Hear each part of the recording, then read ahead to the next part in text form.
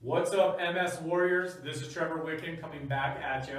You're in your second part. This is the second module of this Walking Strong program. And what we're going to be talking about today is hip strengthening. It's really important, like we talked about in the last video, you've got to have mobility in your ankles in order to get that dorsiflexion or to be able to like pick your foot up and avoid and reduce and manage that foot drop.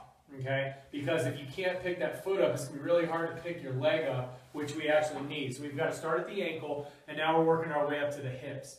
Now, there's two main muscle groups in the hip that are responsible for walking. You have the side front of the hip, or side top of the hip, called your glute medius, and then you got your big old glute max back there, which the glute medius kind of makes it so it prevents you from falling to the side, and the glute max actually pushes you forward as you walk. So when we use the RISE movement system, we really talk about rebalancing. And within that rebalancing phase of our training program, we really want to think about what muscles are overactive and what muscles are underactive.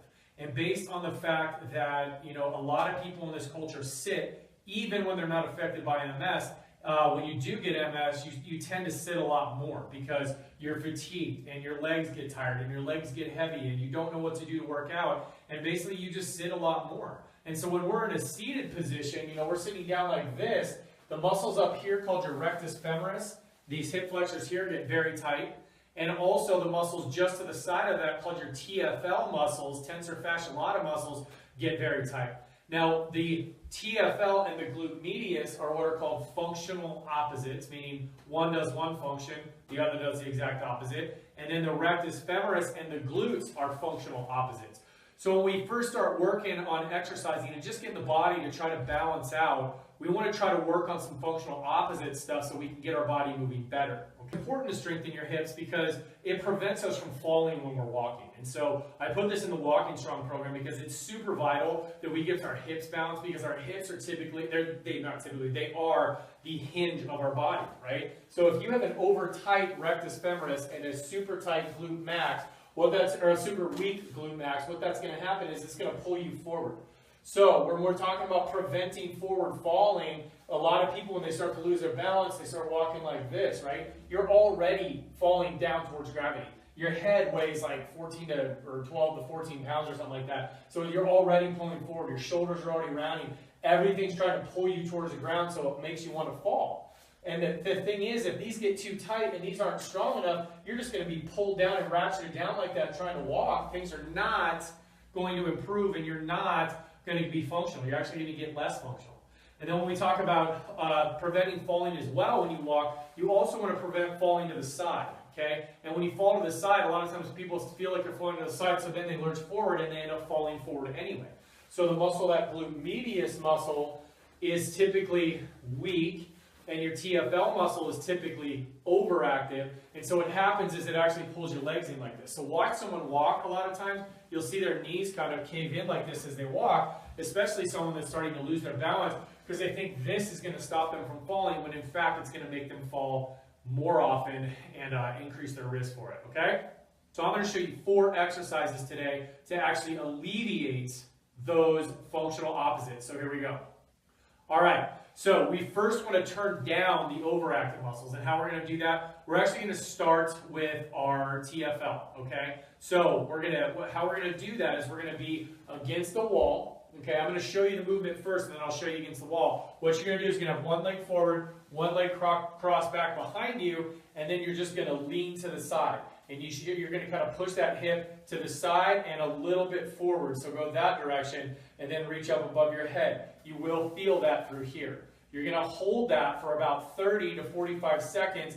And if it starts to cramp, just kind of come back out of it and then go right back in it. Now, if you have balance issues, which a lot of you are going to have, use a wall. Okay, we're going to put our forearm on the wall. We're going to step forward and drop our outside leg back behind us. So we have a lot of support here on the wall. Again, pull those abs in. You're going to push the hip to the side and slightly forward. So you go towards you and then push forward slightly. And then we're going to reach back and we're going to touch the wall. Okay? Again, we're going to hold that for about 30 seconds. Or you can kind of come in and out of that stretch. Okay? So that's going to stretch the muscles of the TFL. So after you stretch the TFL, you're going to immediately you're going to come down to the floor. Now, I know a lot of you may have a little bit of issues getting on and off the floor, but I'm just telling you, you're going to have to do it. It's a functional movement, and it really gets your body a lot stronger, okay? So what you can do is use the wall, and then if you need to, get a chair right here, put your hands on, and then you're going to come down, okay? You're going to come all the way down to the floor, and then you're going to lie on your side, okay? So we're going to lie our side this way. Our hands underneath us, our abs are in. This bottom leg is against the wall in an L or a 90 degree. The top leg is straight and against the wall. Let me scoot a little bit this way. Okay, so the foot is here, back against the wall, so you can see my heels there. My head is down, and then I turn slightly up, and I just slide up the wall and back down. Slide up the wall. So you want a slight pressure in your heel back against the wall so you feel your glute squeeze, and then you're going to go ahead and lift and come back down.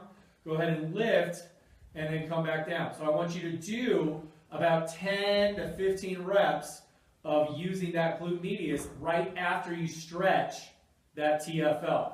Okay? So now that we got the TFL calmed down and the glute medius fired up, we got that functional group fired up. Now we're going to get into the second functional group, which is the rectus femoris, or the middle of your quad, one of your middle quads up here, and we're going to activate the glutes. So for a rectus femoris stretch, what you're going to do is you're going to tuck your toes. One foot's going to go forward like this, okay? So your knees are at 90 degrees. You can use a wall if you need to. And then your outside leg is the one that's forward, okay? You're going to pull those abs in. You're going to squeeze that tush. And all you're going to do is you're just going to slightly lean forward, okay? And you should be feeling that. Here's my hand down here. On this leg, okay? On that leg, you have a front of the hip. So if I show you from the front, you're going to be kneeling forward and pushing like this. You're going to feel that through the front of this leg. Again, I want you to do about a 20 to 30 count. Use the wall if you're off balance. And if you want, you can kind of lean forward and pulse. Come back out of that stretch. Lean forward and pulse and come back. Things to avoid on this is really arching the back or leaning too far into your toes. You should have very little pressure on your feet so you get a nice solid stretch. Okay? So again, probably 1 to 2 sets of that. Okay, so after we stretch that rectus femoris out, you're going to get back up. Now, if you're on your floor like this and you're down here, use the wall, okay, and then use a chair. Get that foot forward, and then you can lean against the wall if you need to. And I want you to push down on that chair, and then go ahead and stand back up. Okay. Again, getting off the floor and on the floor is a functional movement, and it's my job to challenge your body a little bit to actually get on and off the floor. That may be a big workout for you, and you may need to chill for a sec before you go into the glute exercise, okay? And that's okay. If you're there, you're there. The better you get at getting off the floor, the stronger you're going to get in your in your glutes, in your quads, in your core, in your shoulders, everything, okay? All right, let me grab this step.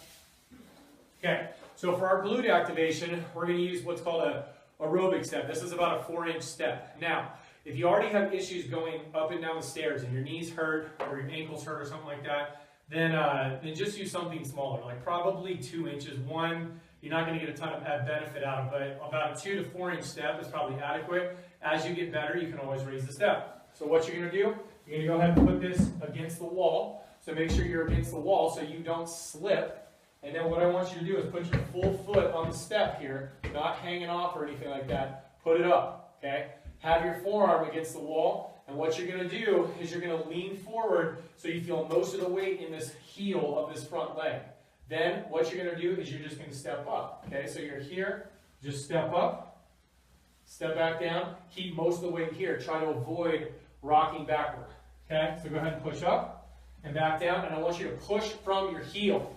Push from your heel, push from your glutes, okay? You got to fire that glute up. You don't want to be pushing forward like this into your knee. You want to stick that butt back and then step up. Stick that butt back and then step up. Stick that butt back and then step up. And every time you come up, I want you to think about squeezing that glute and pushing through that heel, okay?